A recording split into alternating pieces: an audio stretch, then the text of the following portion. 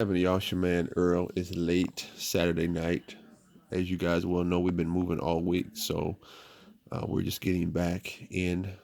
Put the CEO to sleep, checked on my father, and want to get this video to you in the home office. It's been a while since I've been in here to do a video because we have been on the move, and we've just been on the move trying to get it done. And we've done videos. This whole week has been, you know, last Sunday, understanding pressure.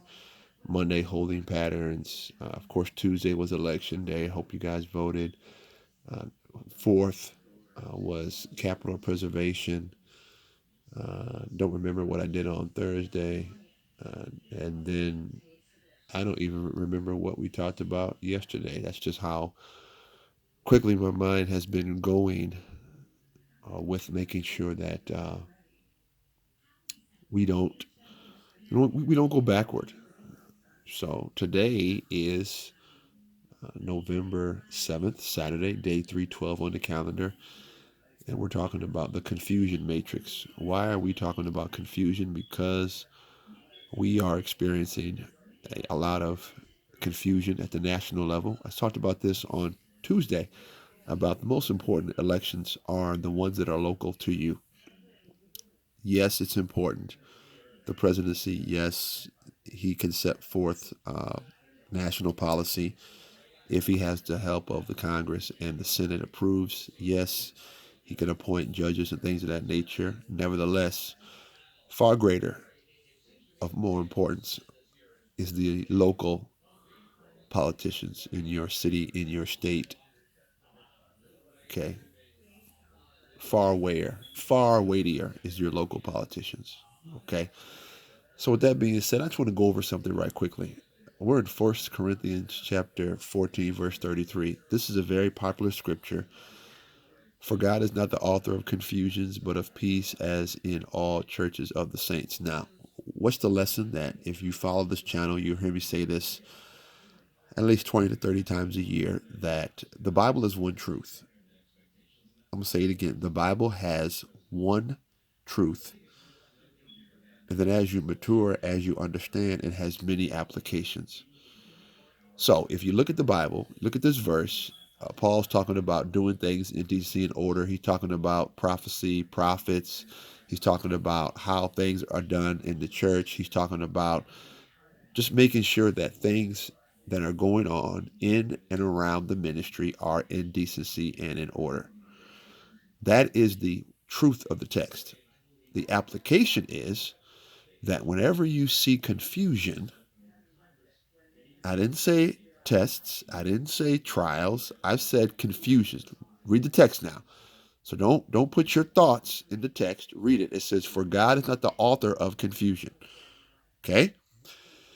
So whenever you are experiencing confusion, which should not be that often, I might add, okay? Because we have no reason to be confused if we have a plan, if we have goals, if we have dreams, if we have objectives. We should not be too confused. Okay? Challenged? Yes. Persecuted? Yes. But we should not be confused, nor should we be living in confusion. So I'm going to give you a tool. It's called the confusion matrix. Okay, I'm going to say it again, the confusion matrix. And all this is a simple list of two sets of columns. The first column lists your fake positives and your fake negatives. What'd you say, Brother Earl? I'm going to say it again. It's got two sets of columns. Your first set of columns lists your false positives and your false negatives. Meaning, because we are human beings, because sometimes we can be delusional in our own lusts, that we have what's called fake positives. Like we create these positive things in our mind, which are not true. They're fake positives. Conversely, we also create fake negatives, meaning we sometimes worry about things that we don't need to worry about. Sometimes we stress out for things that we have no reason to be stressed out about. What are they called? They're called false negatives. They're fake negatives. Okay? A lot of times those fake negatives come out of fear. All right? And those false positives or fake positives come out of our own delusion. of grandeur. Okay? The second set of columns in the confusion matrix are actually true. What are the actual true positive things and what are the actual true negatives? Why the true positives? Whenever you do find yourself in confusion, okay, you need to list out, okay, I'm in this situation now. What is actually true? Okay, what's really going on here? And sometimes you can be so engulfed, like I have been over the last 3 to 4 months. I have been engulfed in this bookstore renovation, trying to figure out, okay, God, where do you want me? And guess what? I've had false positives, I've had false negatives, and now I've come to realize, okay, you know what? What are the true positives? And then what are the true negatives? So I've had to do this myself. Why? Because sometimes we are so involved or so engaged that we don't take the time to list out what are the actual true things that are around us. And then here's the mature part. Okay, if you got true positives, you also have true negatives. And I had to take a long self-examination about the true negatives, because not saying that I'm negative, not saying that you're negative.